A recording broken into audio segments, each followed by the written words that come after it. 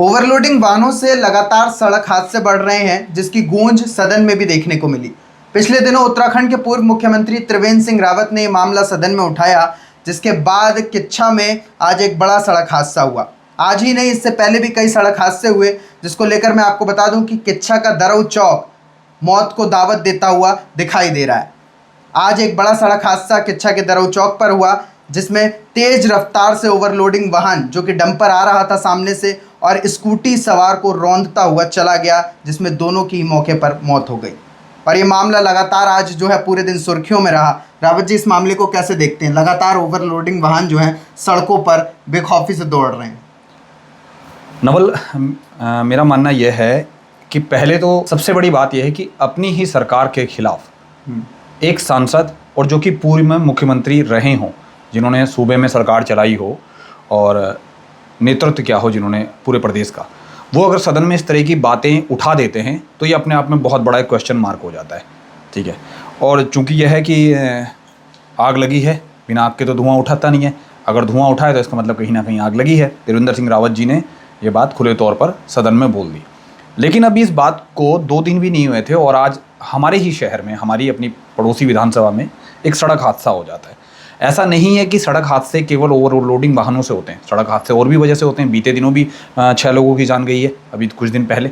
लेकिन ओवरलोडिंग वाहनों का ये होता है कि जब वो असीमित गति से सड़क पर दौड़ रहे होते हैं तो उनका अपना नियंत्रण नहीं होता है और वो अक्सर नियंत्रण खो देते हैं।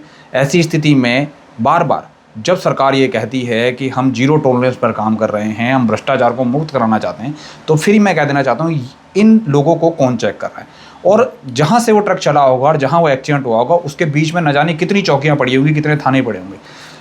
वो वहाँ तक आ कैसे गया और इसका जिम्मेदार कौन है?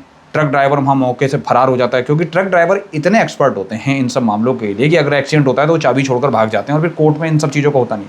मैं एक बार सीधा सवाल है मेरा मौजूदा सरकार से और हमें जितने भी लोग देख और सुन रहे हैं कि सड़क हादसे पर मरने वाले लोगों का जिम्मेदार कौन है और इसकी नैतिक जिम्मेदारी कौन लेगा? एक बड़ा सवाल है। बिल्कुल। इससे लगभग कुछ ही दिन पहले, 2 से 3 दिन पहले, पूर्व मुख्यमंत्री त्रिवेंद्र सिंह रावत स्टेटमेंट जारी करते हैं और सदन में ये सवाल उठाते हैं कि उत्तराखंड में लगातार अवैध खनन बढ़ता जा रहा है और जिसमें ओवरलोडिंग से जो डंपर दौड़ रहे हैं सड़कों पर, चाहे वो दिन हो और रात में भी सड़कों पर दौड़ रहे हैं, उन्हें नहीं दिखाई दे रहा है कि किस तरीके से जो छोटी गाड़ी वाले लोग हैं आखिर वही इसके शिकार हो रहे हैं। और जब इच्छा में पिछले दिन भी एक सड़क हादसा हुआ और काफ़ी बड़ा सड़क हादसा था वो, और आज जो सड़क हादसा हुआ है, दोनों की मौके पर मौत हुई है, वो कहीं ना कहीं जो चौक है दरऊ चौक, वो कहीं ना कहीं सुर्खियों में रहता है और चर्चाओं में रहता है, खास करके इन हादसों को लेकर। आज किच्छा में बहुत सारे लोगों ने ये लिखना शुरू कर दिया है कि दरऊ चौक पर कोई ना कोई सरकार इंतजामात करे, चाहे उसमें फ्लाईओवर निकाले या किसी और तरह के इंतजामात करे, क्योंकि मौजूदा समय में जो दरऊ चौक है वो मौत का या काल का गाल बनता जा रहा है, या फिर वो मौत को निमंत्रण देने वाली एक जगह बन गई। मैं एक चीज़ और कहना चाहता हूँ, पहले मैं ओवरलोडिंग वाहनों को कह दूँ कि जितने भी ये ओवरलोडिंग वाहनों को लेकर ट्रक, हाईवा, ये जो मौजूदा समय में सड़क पर दौड़ते हैं, एक तरफ तो सरकार ये कहती है जो लोग GST देकर ओवरलोडिंग जैसे काम करते हैं, जो बाज़ार में अलग तरह का काम करते हैं, जो ट्रांसपोर्टर हैं, जो सामान कैरियर वाला काम करते हैं, उनसे जब हमारी मुलाकात होती है तो उनको सीधे सख्त आदेश सरकार की तरफ से होते हैं कि आप बॉडी लाइन से ऊपर सामान नहीं भर के चल सकते। ठीक है, उनको सामान को ढक के चलना होता है, फिर उनको टोल है, उनके नाके हैं, GST है, तमाम ज़माने की दिक्कतें उनको नंबर 1 का काम करने में आती है। मैं दावे के साथ कह सकता हूँ कि जितने भी जो खनन को लेकर जो ट्रक चल रहे हैं, इनमें से 70 से 80% लोग जो होंगे जो धांधलेबाजी कर रहे होंगे और जिसमें वहाँ की स्थानीय जो प्रशासन होगा उसमें लिप्त होगा। इवन यहाँ तक ये होता है कि सरकार उसमें लिप्त होती है, सरकार को उसमें से कमीशनखोरी होती है, ये बात तय है। ये बहुत बार सरकार के नुमाइंदे कहते हैं और जैसे पूर्व मुख्यमंत्री ने भी कहा है। मैं एक बात और कहता हूँ, आप अगर किसी भी अभी ट्रक को देखिए, अब सड़क पर चलते हुए किसी भी ट्रक को देखिए, उन्होंने बॉडी के ऊपर लगातार 1 फुट हाइट बढ़ाई होती है।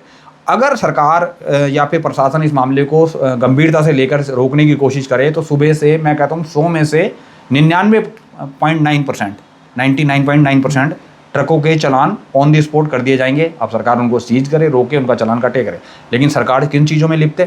सरकार लिप्त इस चीज़ में है या प्रशासन इस चीज़ में लिप्त है कि बुलेट से एक लड़का पटाखे मार के चलता है, उसको पकड़ दिया जाता है, उसको पीट दिया जाता है, लेकिन बड़ी चीज़ों में, बड़ी मछलियाँ हाथ नहीं लग रही है, फिर छोटे छोटे लोगों पर कार्रवाई हो रही है। मैं फिर वही कहता हूँ कि अगर सदन तक ये गूंज पहुंच गई है तो इसका मानना यह है कि सरकार और प्रशासन इस मामले में लिप्त है और लगातार ये धांधलेबाजी बढ़ती जा रही है। खनन एक बेहद गंभीर मुद्दा है और खनन अभी किसी मेरे ख्याल में अधिकारी ने एक बयान दे दिया था कि खनन से जो सरकार को राजस्व आता है, ठीक है, राजस्व का क्या स्टेटमेंट का जो है तो जवाब हाँ जवाब दिया था, काउंटर होने का था, राजस्व का क्या क्या आप पूरी नदियां खोद दीजिए, नदियों को बेच दीजिए, यही तो कर रही है सरकार और करती क्या है सरकार इस मामले में। लेकिन फिर मेरा मानना वही है कि सड़क हादसे जो हो रहे हैं उनका जिम्मेदार कौन है। बिल्कुल, इसकी जवाबदेही कौन देगा जो सड़क हादसे हो रहे हैं। कहीं ना कहीं ओवरलोडिंग जो वाहन खनन एक इसमें महत्वपूर्ण पॉइंट है, क्योंकि जो ओवरलोडिंग वाहन चल रहे हैं कहीं ना कहीं उससे रात में अगर आप देखेंगे, दिन में भी अगर डंपर आगे चलते हैं तो पीछे इतनी धूल मट्टी उड़ती है कि अगर पीछे आप बाइक चला रहे हैं तो बिल्कुल नहीं चला पाएंगे, इतनी धूल मट्टी हो। तो एक्सीडेंट जो है वो होना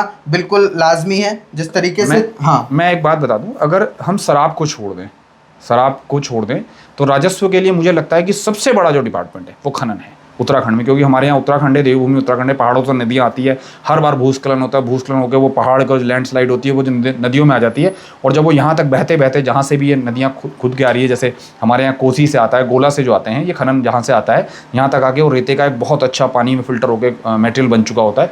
सरकार उसे लगातार खोदे जा रही है, लगातार काम करती जा रही है, ठीक है। अब उस पर भी नियम कानून बना दिए गए, जो लोग काम करने वाले हैं वो हर बार ये कहते हैं कि सरकार ने इसमें इतने बैरियर लगा दिए हैं कि अब जो होता है। मैं आपको खनन के मामले में एक छोटा सा बात बताऊँ कि खनन में जब भी सरकार इन्वॉल्वमेंट होता है या प्रशासन का उसमें इन्वॉल्वमेंट होता है, प्रशासन उस पर कोई कड़ी कार्रवाई करने की कोशिश करती है। इसमें अंततः पिस्ता कौन है? अंततः पिस्ता कंज्यूमर है, जिसके घर पर वो रेता बजरी ईंट सीमेंट आके लगना होता है। ये सारी महंगाई उस पर होती है, उसको तो मार पड़ी रही है। लेकिन हम बात कर रहे हैं केवल सड़क हादसों को लेकर कि अवैध रूप से ये जो अनियंत्रित और ओवरलोडिंग खनन वाले जो डंपर शहर में चल रहे हैं और डे नाइट चल रहे हैं। अब ये नहीं होता है, पहले इनकी एक टाइमिंग सेट होती थी, लेकिन अब ऐसा नहीं है, अब ये दिन में होते हैं। ये हादसा कब हुआ है? दिन दोपहरी में, भाई सुबह 11 बजे के करीब, ठीक है। 11 बजे आप समझिए इस टाइम पे वो आ कैसे गया, किस तरीके, किसने उसे परमिशन दे दी, इन सब चीज़ों पे बात होनी चाहिए। लेकिन ये सब चीज़ नहीं होगी, क्योंकि इंसानी फितरत है भूल जाना। कल फिर एक सड़क हादसा होगा, फिर 2 दिन बाद एक सड़क हादसा होगा, हम उस सड़क हादसे में बात करेंगे, पिछले वाले सड़क हादसे में क्या हुआ है, इस बात से किसी को कोई लेना देना नहीं होगा। सरकार फिर जस की तस वैसी ही रहेगी, फिर बात घुमा दी जाएगी और हादसे होते रहेंगे।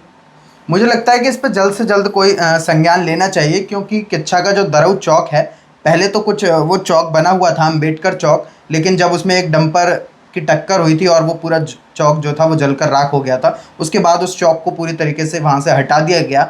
लेकिन काफ़ी लंबा समय हो गया, अभी भी उस पर कोई चौक नहीं निर्माण किया गया है और ना ही उस पर कुछ अभी कार्रवाई की गई है। या तो वो कट बंद कर दिया जाए, या उस पर लोगों की, वहाँ स्थानीय जो लोग हैं, किच्छा के जो लोग हैं, उनकी लगातार ये मांग है कि उधर फ्लाईओवर का जो निर्माण है वो कर दिया जाए, ताकि जो सड़क हादसे हैं वो थम जाएं। क्योंकि जो शहर के लोग हैं वो नीचे से निकल जाएंगे और जो बड़ी गाड़ियां हैं वो ऊपर से निकल सकेंगी। तो ये सड़क हादसों पर इस पर लगाम लग सकती है। अन्यथा मुझे नहीं लगता कि इसका कोई और चारा है, क्योंकि अगर कट बंद भी करे जाएंगे तो फिर आगे से खोलेंगे तो फिर वही दिक्कतें आनी हैं। ये लगातार यही चलता है। मैं फिर वही बात कहता हूँ कि मुझे आज बड़ा अच्छा लगा कि किच्छा के एक सम्मानित व्यक्ति ने लिखा होता है कि इस मामले में जल्द से जल्द सरकार को उसको संज्ञान लेना चाहिए और उस पर एक फ्लाईओवर का निर्माण होना चाहिए। मैं कहता हूँ कुछ ऐसी जगहें होती हैं जहाँ लगातार हादसे होते रहते हैं और जो जगह इस चीज़ के लिए बदनाम हो जाती है, क्योंकि वो इतने ट्रैफिक को लेकर वो जगह लोड नहीं ले पाती और फिर वहाँ हादसे बढ़ते हैं। सरकार संज्ञान क्यों नहीं लेती? अक्सर होता क्या है कि आम आदमी जनमानस जब मर जा रहा है, आपने कभी सुना है कोई प्रशासन का व्यक्ति या कोई नेता या कोई इस तरीके हादसे का शिकार हो गया? कभी नहीं होते, क्योंकि उनके साथ एक लश्कर चल रहा होता है। और मैं कहता हूँ आम जनमानस की मौत की सड़क हादसे में कोई वैल्यू नहीं। मैंने शुरुआत में भी अभी ये कह दिया है कि जो व्यक्ति इसमें अपनी जान गंवा बैठे हैं, गंवा दी है, उनकी भरपाई आखिर बात किस तरीके से और कैसे होगी और कौन देगा? कौन इसके लिए जिम्मेदार है? क्या प्रशासन है या शासन है या नेता लोग हैं या ये डंपर वाला है? अगर डंपर वाला है तो पुलिस वाले वहाँ क्या कर रहे थे, और अगर पुलिस वाले वहाँ हैं तो फिर शासन क्या कर रहा था, और अगर शासन वहाँ है तो फिर सरकार क्या कर रही थी? सब तमाम लोगों पर इस मामले में सवाल उठते हैं और बड़े सवाल हैं। और बड़ा क्वेश्चन मार्क इस मामले में यह है कि ये बात सदन में पूर्व मुख्यमंत्री त्रिवेंद्र सिंह रावत ने खुले तौर पे कह दी, अपनी ही सरकार में अपने ही ऊपर जो है सवाल उठाए हैं। लेकिन इसमें यहाँ ये भी है कि किच्छा पुलिस पर भी एक बड़ा सवाल खड़ा होता है कि आखिरकार ये हादसे क्यों हो रहे हैं। क्या पुलिस प्रशासन की टीम जो है वो वहाँ नहीं पूरा कंटिन्यू जो है वो जाम नहीं खुलवा पा रही है? क्योंकि जाम बहुत बड़ी समस्या किच्छा के लिए बन चुका है, क्योंकि ट्रैफिक वहाँ लगातार चलता है।